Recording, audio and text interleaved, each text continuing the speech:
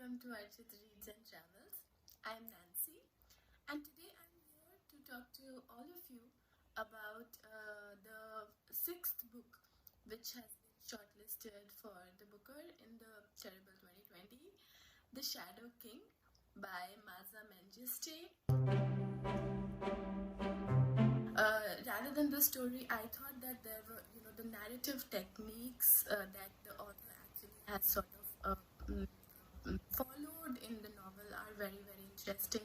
The novel is like divided into many, many short stories. They have these names such as photos, prelude, interlude, and we are met.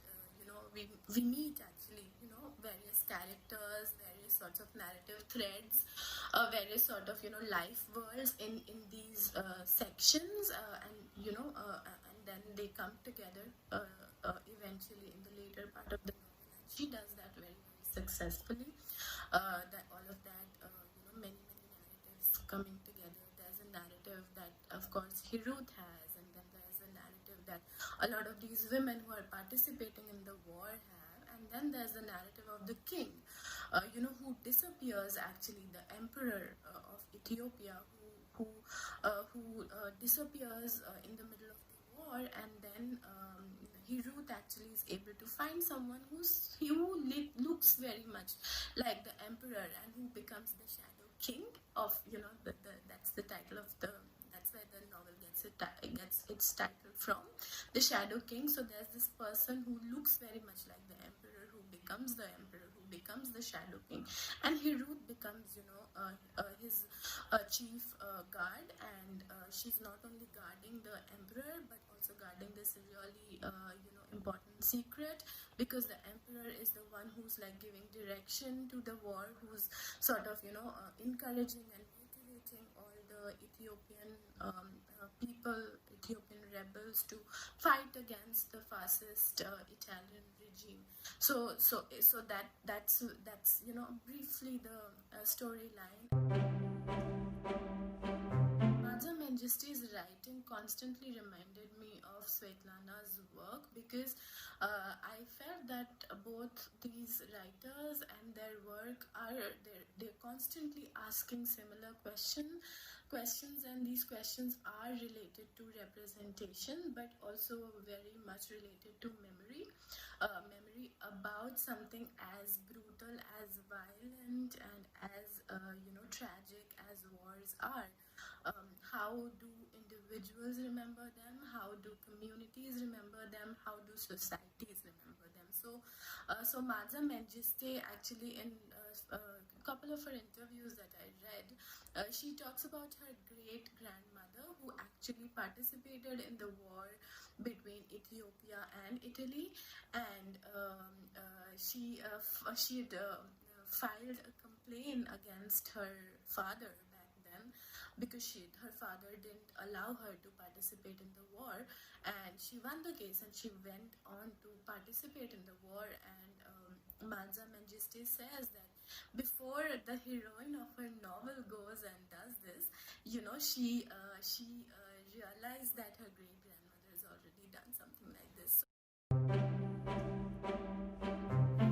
Now another thing was, what really tied for me, at least the three novels in the shortlist, Real Life, This Mournable Body, and The Shadow King, was, the really fragile depiction of sexual violence. Just like Real Life and This Mournable Body, sexual violence is, a very sort of present part of this novel, and there is, the setup, the background is a war.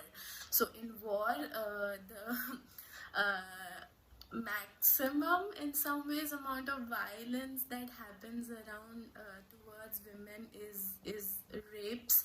The culture around us believes that raping women is worse than killing them.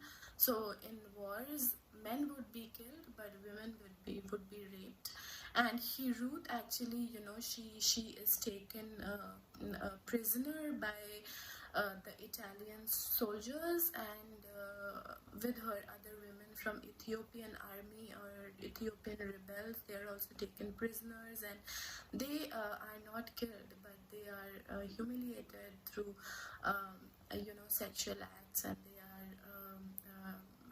kept naked, and even the commander-in-chief under whom Hirut works, he also rapes her, and the description of all this sexual violence and sexual abuse is, again, it was quite moving, and I know that probably moving is not the right word, but it was just so accurate that it really made me think about this universal experience of uh, of of sexual violence, that anyone who's been subjected to sexual violence feels the kind of tactile memory it leaves you with, and the kind of experience that your body goes through when you are being sexually abused, or when there is sexual violence being inflicted on you.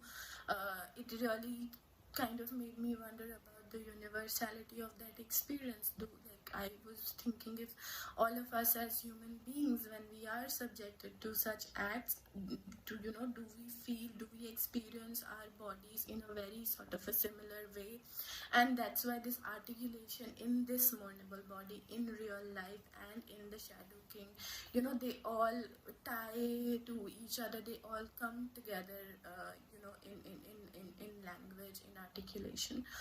So that was, again, I don't want to call it interesting, but it was quite, I think, success for the writer, that she was indeed able to create those scenes in words, which was, again, very hard hitting, very difficult to process, but really accurate and precise.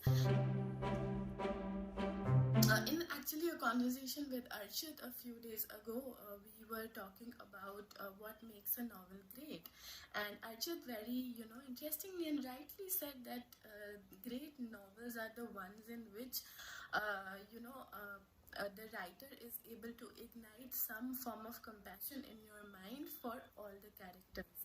And I thought that in this novel, I experienced compassion, and I experienced warmth in my heart for almost all the characters. So even for the Italians who were doing really unspeakable acts of violence and of transgression, and being really uh, unbelievably ghastly towards especially women, the writer is able to get inside their minds, the writer is able to get inside their psyche, and the writer is constantly stopping you from characterizing these characters only as monsters. She's constantly showing us that all these characters, the one who might be even doing acts of sexual violence against someone, so the person who's doing those acts of sexual violence, as well as person who's at the receiving end of that sexual violence,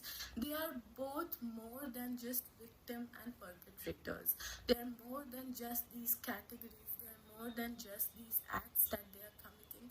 And that, I think, was very important part for me in the novel, because it's not that only the reader is feeling compassion for them, or the reader has a certain understanding of all these characters, but even these characters show a very sort of a very humanly understanding of each other, and that's why they're able to forgive each other, be compassionate towards each other. I think that was a really beautiful thing about the novel.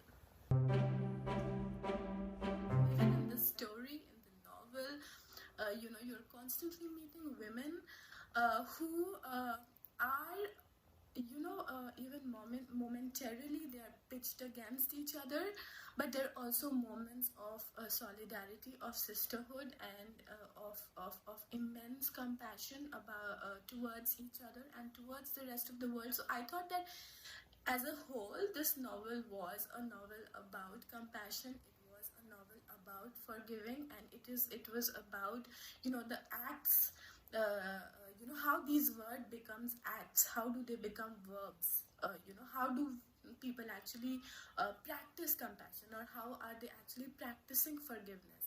And in the novel, we meet characters who are not only constantly forgiving others around them, but also forgiving themselves. So that was something, that really was very important for me, to look at the language in which that forgiveness was being articulated, to look at the acts through which that forgiveness, that compassion was being practiced. If I had to say like one last thing about the novel, it would be that I thought that Maza Mengiste was so much more than a novelist. Again, this novel totally reminded me of the Museum of Innocence by Orhan Pamuk in some ways, even though the Museum of Innocence is at the end a love story. It is a story about unrequited love.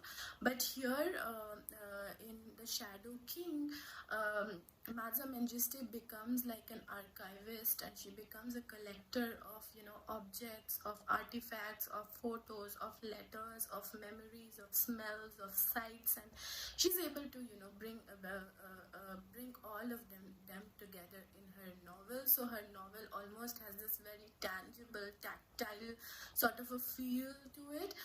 It is not only made up of these characters who build up in your head as you read the novel, but it is also made up of these very tangible objects, especially photographs. They play a very important part in the novel, and she's able to show the reader very clearly that not only what these photos are, but what do they signify, what is their value, why are they important. And I think in doing that, she's also able to comment a little bit on, again, the ideas of memory. How do we remember our memories, good or bad, and how do we recall them, what do we choose to do with them. So I thoroughly enjoyed this novel. I know that it is not like one of those most favored novels this year, but I really thought that it was one of those stories that that really tell us a story about the human condition as such in recent times. It concerns itself with very universal questions of gender and representation, especially when it comes to representing history, representing historical events. So it was really I thought it was a very important piece of work, and I thoroughly enjoyed it. Yet yes, it's a little long. It's about like I think 380 or 400 pages. But if you have the patience, and if you are interested in history, if you're interested in how events are written, remembered, recalled, if you're interested in questions of representation, gender, sexual violence, if you're interested in what happens to love when it goes bad, the potential reincarnations that love can take when it goes bad or when it remains good, you should read this book. So I hope all of you like the reviews that we did for all of you, and we hope to look forward. We hope to see your feedback in the comment section if there's any, and we hope that some of you do pick up these books or any other books that you like. And please do like and subscribe to Archivist's channel. He works really hard.